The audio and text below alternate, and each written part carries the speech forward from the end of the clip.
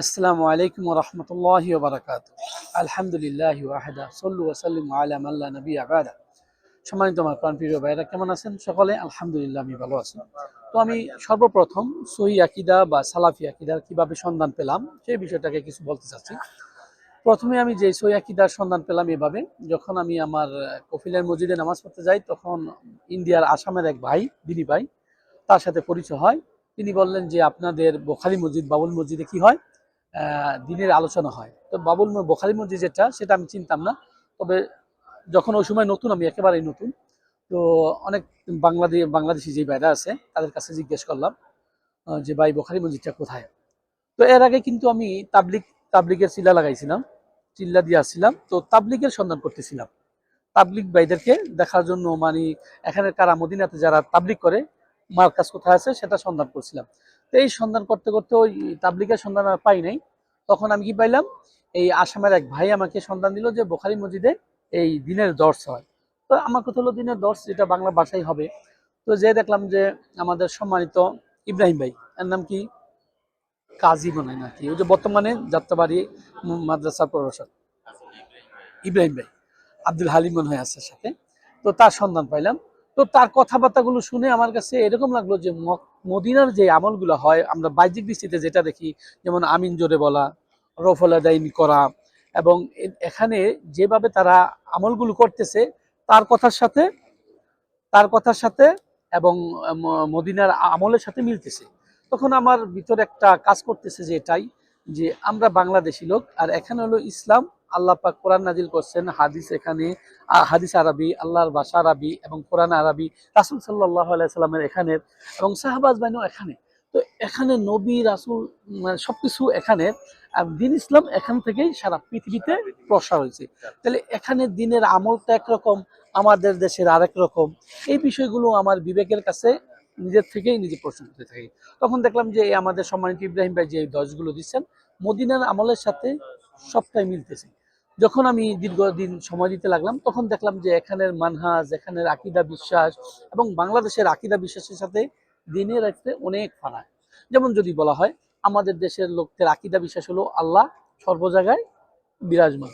কিন্তু আলহামদুলিল্লাহ, সালাফি মানহাজের যারা আছেন এবং সহিহ আকীদার যারা আছেন, যারা আহলে হাদিস করেন, তাদের আকীদা বিশ্বাস কোথায়? আল্লাহ কোথায়? আরশের উপরে। আর রহমানু আলাল আরশ, যে আল্লাহ কোথায় অবস্থান করছেন? আরশে আছেন। তো আমাদের দেশের লোক নবীকে কি বলেন? যে হায়াতুন নবী, মানে জিন্দা নবী। তো আমাদের কথা হলো, যদি হায়াতুন নবী হয়, জিন্দা নবী হয়, তাহলে তিনি পৃথিবী থেকে পরিবর্তন হয়ে স্থান পরিবর্তন করলেন কেন? তাকে কি তাহলে জিন্দাই মাটি দেওয়া হইলো?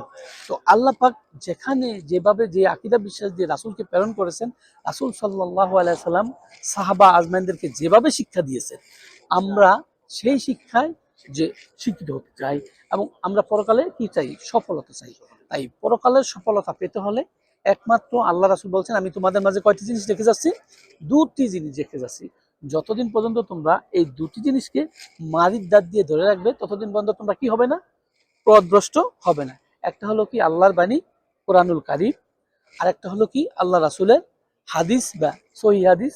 হাদিস তো অনেকই আছে, তবে আমরা বলবো সহিহ হাদিস, যেটা দলিল দ্বারা প্রমাণিত হবে যে এটা আল্লাহ রাসূল করছেন, করতে বলছেন, অনুমোদন দিয়েছেন।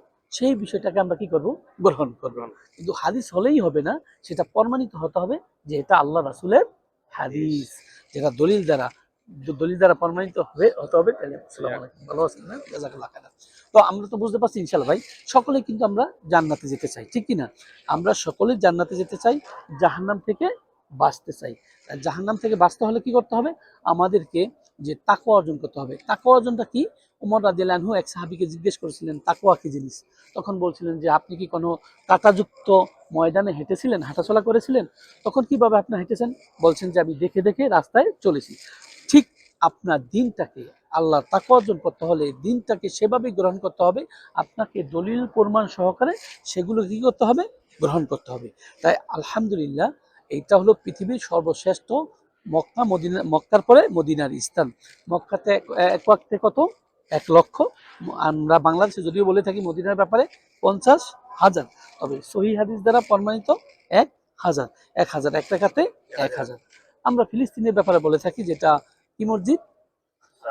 আকসা আকসা মসজিদের অনেকে আমরা বলে থাকি 500 নেকি, তবে সহিহ হাদিস দ্বারা আমরা যতটুকু জানতে পারি যে সেখানে 250 নেকি হয়, এক ওয়াক্ত মানে 250 ওয়াক্তের সমান পাওয়া যায়। আলহামদুলিল্লাহ। তো পৃথিবীর সর্বশ্রেষ্ঠ মার্কাজে আল্লাহ তাআলা আমাদেরকে অবস্থান করার এবং রিজিক দিয়েছেন। পৃথিবী আমাদের, যদিও আমাদের বাংলাদেশে বাড়ি, কিন্তু রিজিক দিয়েছেন কোথায়? পৃথিবীর সর্বশ্রেষ্ঠ স্থান মক্কা মদিনার মাঝে। আলহামদুলিল্লাহ। এখানে আসার জন্য, রমজান মাসে আসার জন্য অনেকে হাজার হাজার টাকা খরচ করে আসে। আর আমরা আলহামদুলিল্লাহ বিনা টাকায়, মানে আমাদের বিনা খরচে আমাদেরকে এখানে যেখানে আমরা অবস্থান করছি, বিনা টাকার বিনিময়ে আমরা কোথায় যেতে পারি? মক্কা যেতে পারি, আসতে পারি। আমাদের কোনো খরচ হয় না। আলহামদুলিল্লাহ, এটা একটা আল্লাহর পক্ষ থেকে। আলহামদুলিল্লাহ। তাই আমি সকল ভাইদেরকে বলবো, এটাই বলতে চাই, যদি প্রকৃতপক্ষে আপনি সফলতা অর্জন করতে চান, তাহলে আপনাকে ফলো করতে হবে একমাত্র কোরআন এবং রাসূল সাল্লাল্লাহু আলাইহি সাল্লামের যেগুলো দলিল দ্বারা প্রমাণিত, যে আল্লাহ রাসূলের সুন্নাহ বা হাদিস, আর আমরা সেটাকে গ্রহণ করব। আমরা কোনো ব্যক্তির অন্ধ আনুগত্য করবো না, কোনো ইমামের অন্ধ আনুগত্য করবো না। সকল ইমাম আমাদের মাথার তাজ। ইমাম আবু হানিফা রাহিমাহুল্লাহ, ইমাম শাফি, ইমাম হাম্বল, ইমাম মালিক, সকলেই আমাদের মাথার তাজ। তাদের কথাকে আমরা গ্রহণ করব কিসের মাধ্যমে?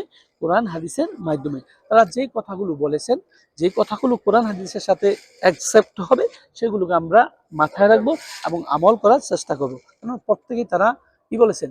যে আমাদের কথাকে কি দিয়ে গ্রহণ করবে? কোরআন হাদিস দিয়ে গ্রহণ করবে। আমাদের কথা যদি কোরআন হাদিসের বিপক্ষে চায়, তাহলে সেগুলোকে তোমরা কি করে দাও? ছেড়ে দাও। তাই আমি সকল ভাইদেরকে বলবো, যারা আমাদের এই অনলাইনে দেখতেছেন বা শুনতেছেন, আপনাকে বলবো, আপনি জানুন আহলে হাদিস কাকে বলে, আপনি জানুন সালাফি কাকে বলে, আপনি জানুন সালফি সালিনের মানহাজটা কি, আল্লাহ রাসূল কোন দিন নিয়ে এসেছেন।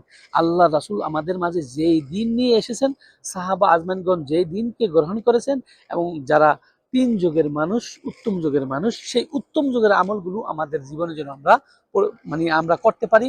এবং সেই আকীদা বিশ্বাস, যে আকীদা বিশ্বাস রাসূল সাল্লাল্লাহু আলাইহি সাল্লামের আমলে, সাহাবাদের আমলে ছিল, সেই আকীদা বিশ্বাস যেন আমরা গ্রহণ করতে পারি, পরকাল যেন আমাদের সফলতা অর্জন করতে পারি। আল্লাহ তাআলা আমাদেরকে সেই তৌফিক দান করুন। এবং এই যে লাইলাতুল কদরের যত ফজিলতগুলো আছে, আমরা যারা আছি সকলকে যেন আল্লাহ তাআলা সেই তৌফিক দান করেন। আমিন। আসসালামু আলাইকুম ওয়া রাহমাতুল্লাহি ওয়া বারাকাতুহু।